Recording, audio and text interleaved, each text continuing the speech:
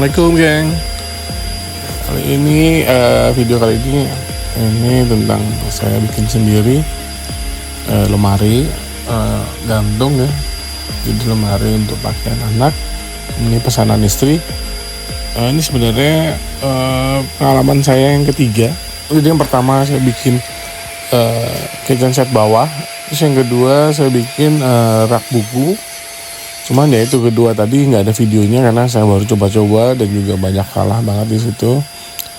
Nah kali ini saya mau buat lemari gantung ya atau floating cabinet menggunakan plywood 18 mili. Ini juga pertama kali pakai 18 mili, kemudian menggunakan HPL, dan ini juga baru pertama kali saya pakai HPL.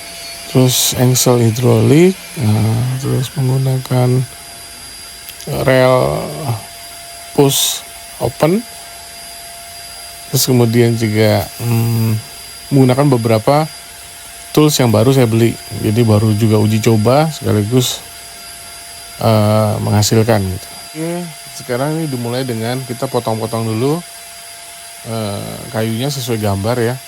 Jadi saya menggunakan cutlass agar potongan di dalam satu lembar plywood itu sangat efisien dan juga efektif. Jadi saya membuat lemari gantung ini menggunakan hanya satu lembar plywood 18 mili. Itu cukup. Oke, mari kita lihat atau kita simak satu-satu. Tapi mungkin di sini ada beberapa saya tidak direkam ya, karena memang baru pertama juga merekam bikin sendiri ini proyek ini. Nah, saya menggunakan table saw untuk potong-potong kayu sesuai dengan ukuran ya.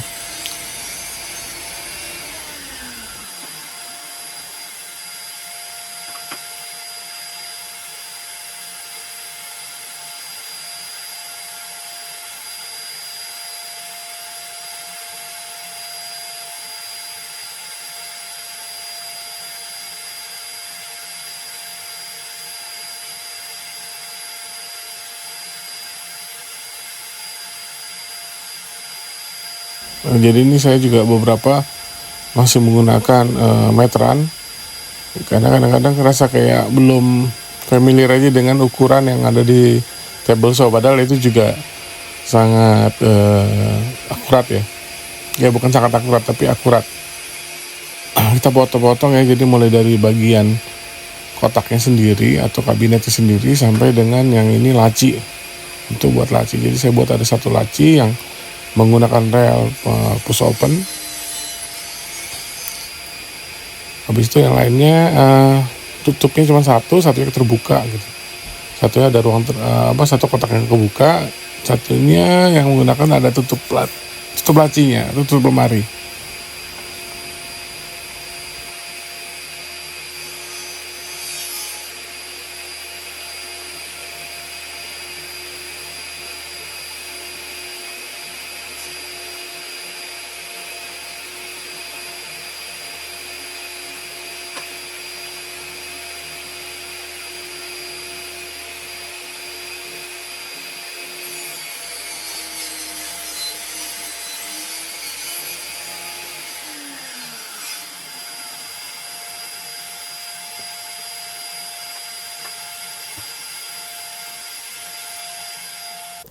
Setelah udah dipotong-potong, kemudian ini yang bagian dalamnya, bagian dalam dari lemari kabinet ini saya langsung kasih HPL ya.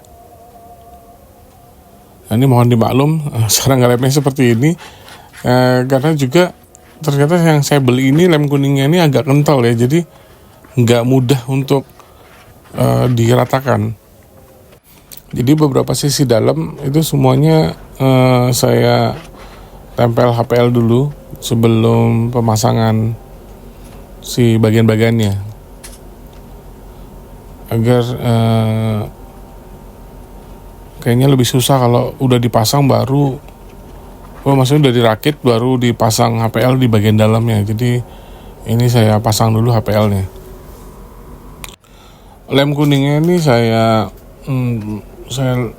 saya ratakan di dua tempat.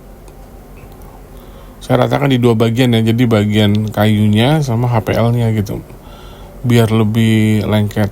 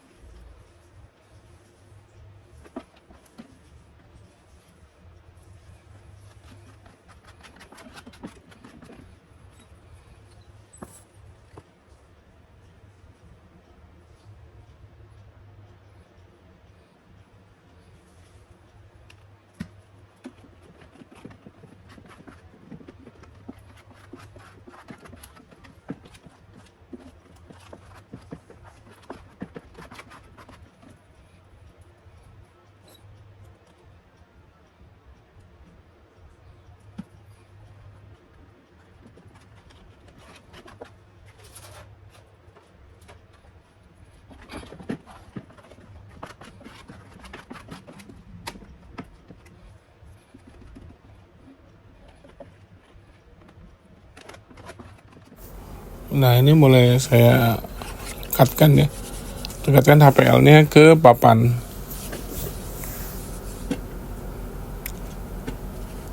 Jadi di bagian dalam dulu, untuk yang bagian luarnya nanti setelah di skrup-skrup atau dipaku. Menggunakan alat bantu potong ya, alat potong HPL. Saya ini yang merek Goiki ya. Lebih murah, separuhnya dari yang merek satunya itu yang sudah lebih dulu terkenal. Nah, yang ini tapi lumayan bagus loh. Jadi bisa dilihat di video. Jadi sekali potong tanpa ada grepesnya. Bisa lihat di video itu. Ini juga pertama kali ya menggunakan ini, karena lihat-lihat di YouTube banyak banget. Mendingan pakai ini kalau kerjanya sampai malam, nggak berisik daripada menggunakan trimmer. Cuman kalau menggunakan Goiki ini atau alat potong HPL manual gini harus di ini ya, yang model Goiki tapi ya itu ditekan ya. Jadi pas ditarik sambil ditekan ke bawah ke permukaannya dan agak ditarik ke kiri juga, gitu. Ditekan ke kiri, ditarik ke kiri dan ditekan ke permukaannya. Nah, itu bisa menghasilkan bagus. Dan pengalaman saya kalau berulang, misalnya kita sudah potong sekali terus masih ada yang kurang rapi, sebaiknya jangan dipotong lagi karena suka grepes. Mendingan di trimmer aja dirapikan ya. Nah, ini bagian tengah ya. Jadi yang bagian tengah itu saya pasang HPL di kedua sisi. Nah, ini juga sebenarnya merupakan kesalahan. Jadinya yang bagian bagian tutup dari laci jadinya nggak bisa di skrup dari sisi tengah.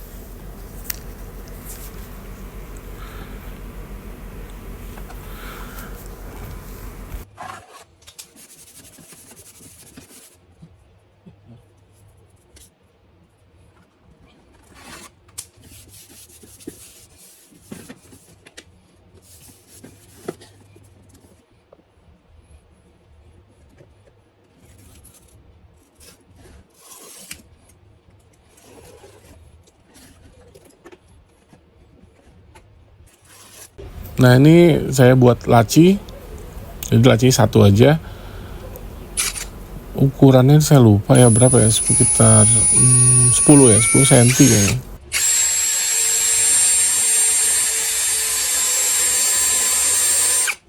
Jadi ini bagian dalamnya udah saya tempel HPL, kemudian baru saya skrup di sisi-sisi ujung-ujungnya itu.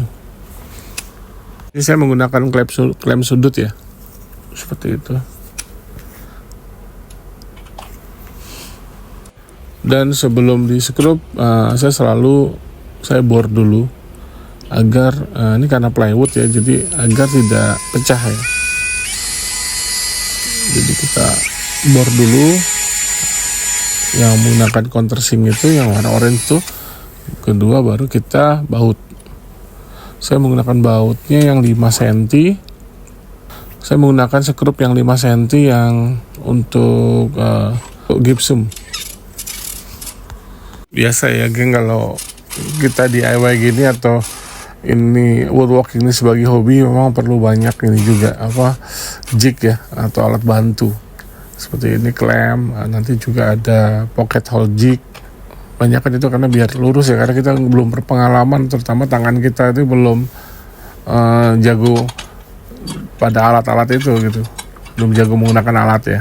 Jadi karena itu perlu untuk DIY itu biar lurus, biar rapi, mau menggunakan banyak alat bantu.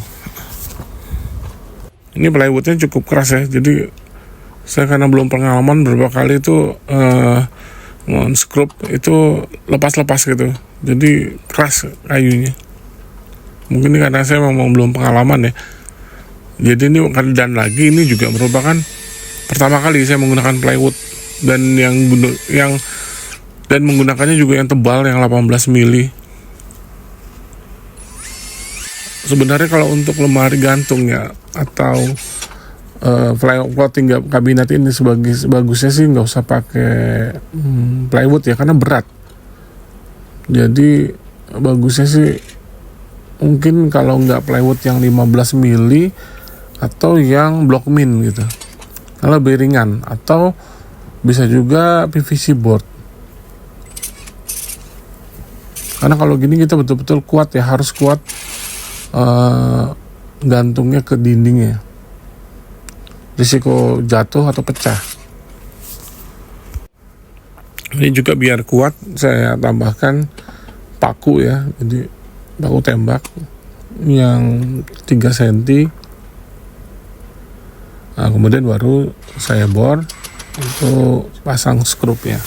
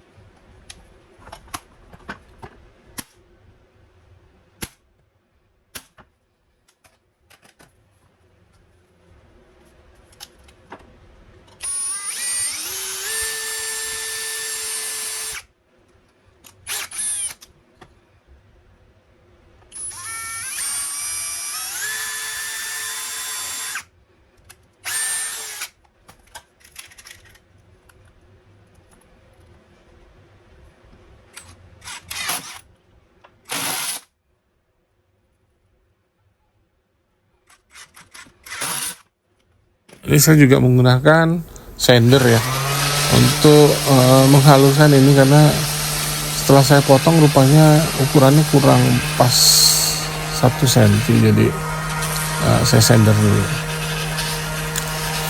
Nah yang berikutnya ini saya menggunakan alat bantu pocket hole jig ya. Jadi saya sebenarnya udah beli yang pertama, cuman nggak lengkap, ya nggak lengkap, hanya pocket hole jig. Jadi saya kurang mata bornya itu. Mata bornya ini agak unik ya, ujungnya itu ada sekitar 1 cm itu untuk masuk ke dalam itunya, lubang yang setelah dibuat itu.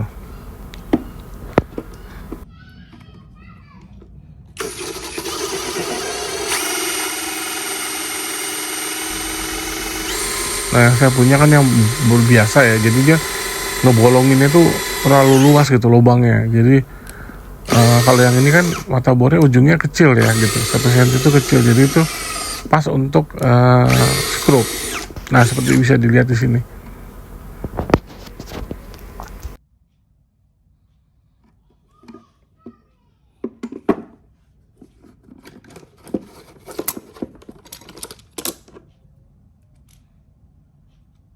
Jangan lupa pakai klem ya, karena memang pocket hole jig ini kan belum termasuk penjepitnya, jadi kita harus punya penjepit lagi atau klem. Nah, ini saya pakai penjepit yang model F klem gini ya, klem yang huruf F ini. Dan kalau bisa seperti ini, karena itu kan ada magnetnya ya. Di pocket hole jig itu ada yang model 2 magnet sama 1 magnet, jadi minimal di dikencangin di bagian situ, jadi dia nggak gerak-gerak, karena ini perputarannya kan lumayan kenceng kayak di bor gitu ya. Jadi kalau nggak diklem gitu geser, dia bergerak sendiri. Sebenarnya saya udah pernah pakai ini dulu, yang pakai pocket hole jig ini maksudnya, tapi yang dulu yang model yang biasa gitu, yang warnanya biru ini, dan saya nggak punya klem F ini, jadi susah sama geser terus gitu. Jadi kalau pakai klem yang biasa yang seperti klem F juga, tapi model yang di di kokang itu ya, yang di model seperti ini, nah itu selalu geser. Jadi saya langsung beli lagi yang model pocket hole jig yang seperti warna orange ini gitu. Nah, dulu tuh lebih murah sih, di bawah 50.000 kalau nggak salah, tapi nyusahin banget ya. Ini debu-debu kita bersihkan dulu biar lebih enak lagi kerjanya. Saya potong triplek 3 mili yang ada melaminnya. Saya cari yang ada motif kayu, jadi biar sama dengan ininya kabinetnya. Ini saya potong. Ini saya model potong males ya, ini model males ya untuk motong nih sebenarnya. Jadi saya garisin aja, kemudian saya potong pakai jigsaw. Ya tentunya ini nggak begitu rapi ya, bukan nggak begitu lagi, jelas nggak rapi, nggak akurat. Nah, tapi kan ini kan dimasukin ke dalam kabinet ya, jadi kita trimmer sedalam 5-7 mili untuk masuk ke sini. Jadi di tripleknya itu masuk ke dalam lubang yang udah kita trimmer sebelumnya di kabinet. Jadi kalau nggak begitu rata di pinggir-pinggirnya itu, di sisi-sisinya itu, ya nggak jadi masalah karena nggak kelihatan di video ini maksudnya.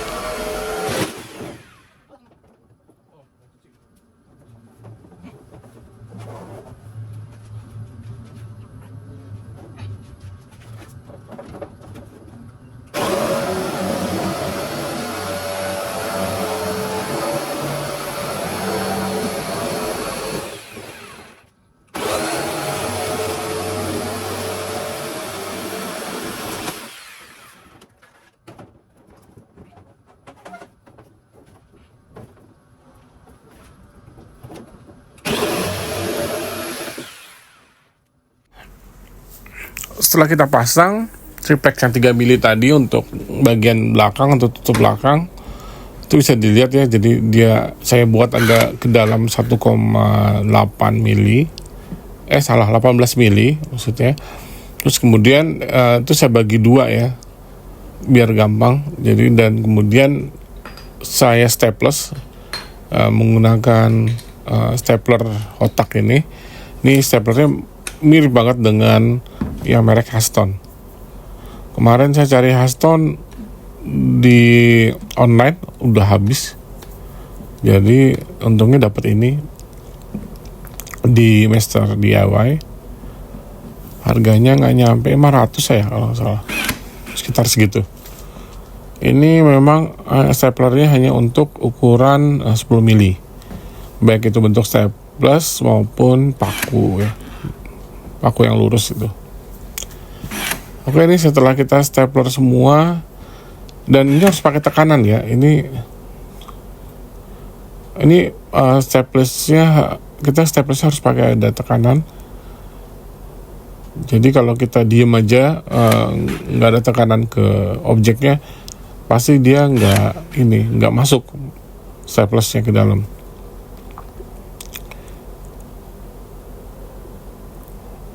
Dan juga dia ada macam untuk sensor, bukan sensor apa tuh namanya, untuk agar nempel dulu ujungnya baru bisa masuk staplesnya.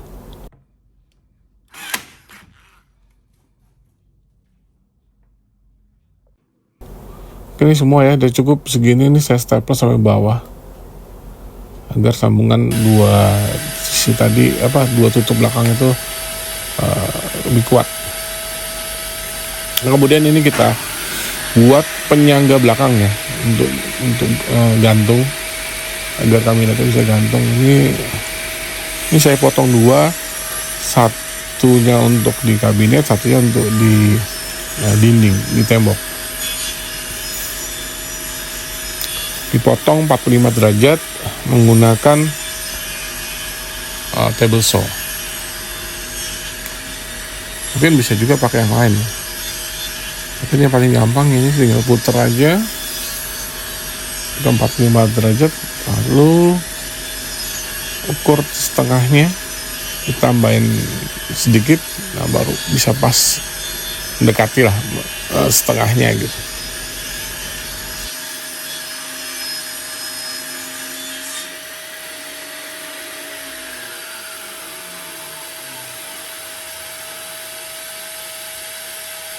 Ini saya pasang ada ganjelan ya. Jadi karena kan ini kan panjangnya 14 mili, tapi penyangga tadi itu saya pakai triplek yang ukuran 12 mili.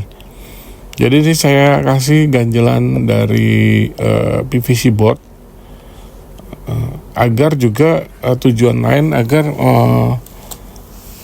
baut Dyna bolt itu masih ada space gitu ya. Jadi tujuannya agar ada space, jadi agar kalau ada lebih dari paku Dyna bolt itu, dari baut Dyna bolt itu ya, itu masih bisa, jadi nggak ngerusakin si cover belakang.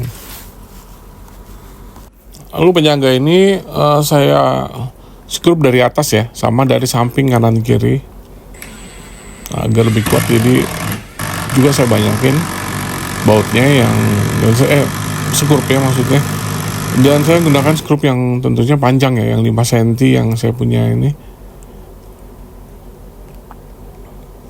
Bisa dilihat ya, emang plywoodnya keras, jadi agak kadang-kadang mental gitu.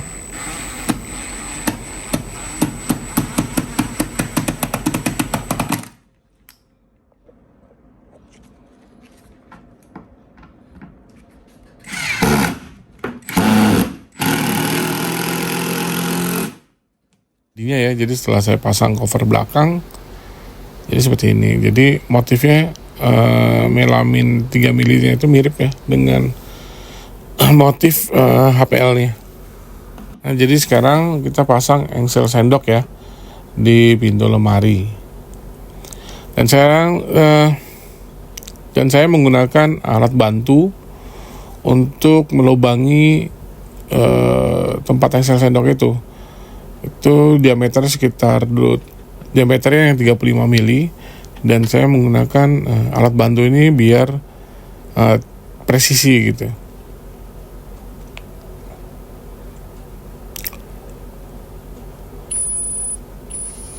Ini karena sudah ditempeli oleh HPL, jadi emang agak susah ya. Jadi saya sempat ganti mata bornya dengan yang lebih tajam. Jadi bukan lebih tajam, tapi ada tajamnya gitu ya, ada runcingnya.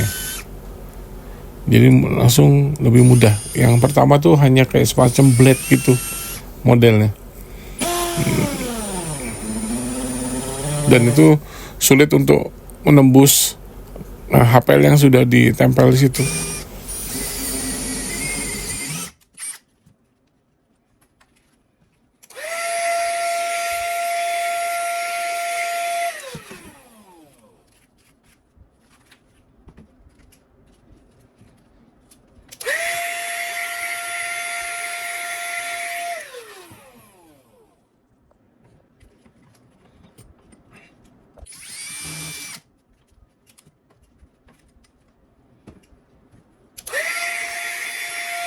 Ini saya skrup ya. Ini saya bor untuk skrup dari engsel sendok. Tapi rupanya di engsel Huben ini, saya pakai Huben ya ini ya. Ini nggak sesuai lubangnya tuh seperti dilihat. Akhirnya ya dengan menggunakan penggaris siku biar rata, saya bor lagi dan saya skrup. Ini saya pakai center ini ya, center drill ya. Jadi biar tengah ya. Ini sangat membantu model bor seperti itu. Nah, kemudian baru kita skrup. Karena kalau kita langsung skrup gitu tanpa menggunakan center drill gitu atau kita bor dulu, itu suka ini ya, suka susah masuk pertamanya itu ya. Jadi kadang-kadang bikin goyang gitu. Jadi ininya posisi si engsel sendok bisa geser gitu.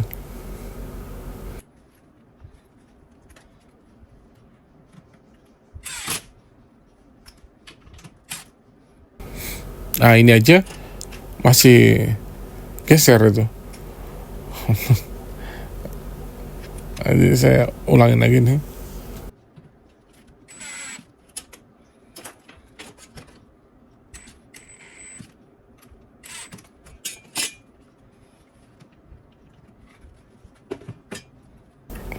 Jadi saya ini dulu, kendorin dulu yang sebelah kanan, baru saya baut baru saya skrup sebelah kiri, kemudian berbarengan biar lebih lurus ya, atau lebih siku 90 derajat. Kalau dibandingin dengan engsel ini, saya lebih suka engsel tako ya. Jadi setelah saya pasang ini sebenarnya saya buka lagi, terus saya ganti dengan engsel sendok tako tapi yang slow motion ya, atau karena dia nempel rapat banget ya itu ya engselnya itu ya. Nah jadi ini saya buka lagi, terus kemudian saya trimming dengan flash ya, flash bit ya. Ini ada itunya, ada ringnya itu. Dan juga saya coba menggunakan flashnya tapi yang bentuknya rounded ya, yang R1 ya.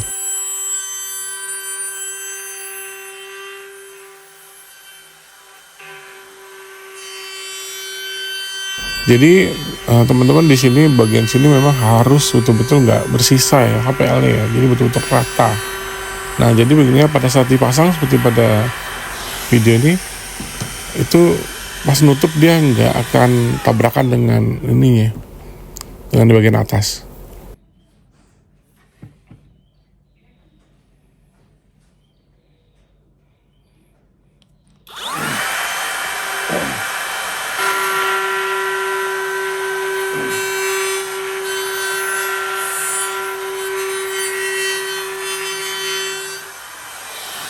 Oke, sekarang kita ini kan udah pasang nih termasuk engsel hidrolik ya. Ini baru pertama kali saya juga pakai engsel hidrolik.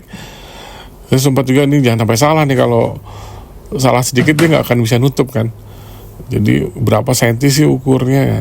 Sebenarnya di plastiknya ada tuh tulisannya, cuman memang agak membingungkan juga. Emang sebenarnya ya, guru tuh ya dari pengalaman ya.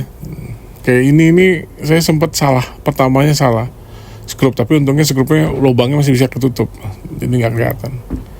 Nah ini udah pas, jadi engsel hidroliknya nutup rapat.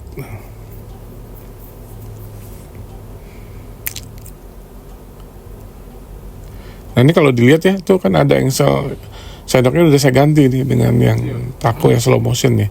Karena sebelumnya pakai Huben yang nggak slow motion, itu nutupnya jadi agak kurang nahan gitu pas nutup.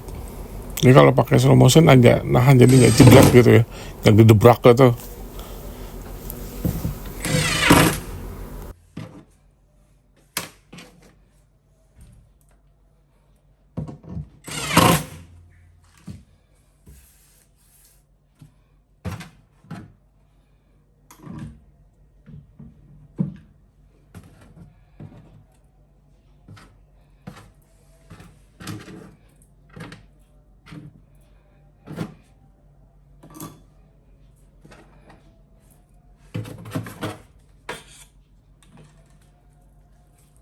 Ini dindingnya saya sebelumnya nggak sempat untuk ngevideo, jadi saya pasang, saya bor dulu untuk pasang dinaboltnya, dan saya menggunakan laser level ya biar lurus untuk pemasangan penyangganya itu.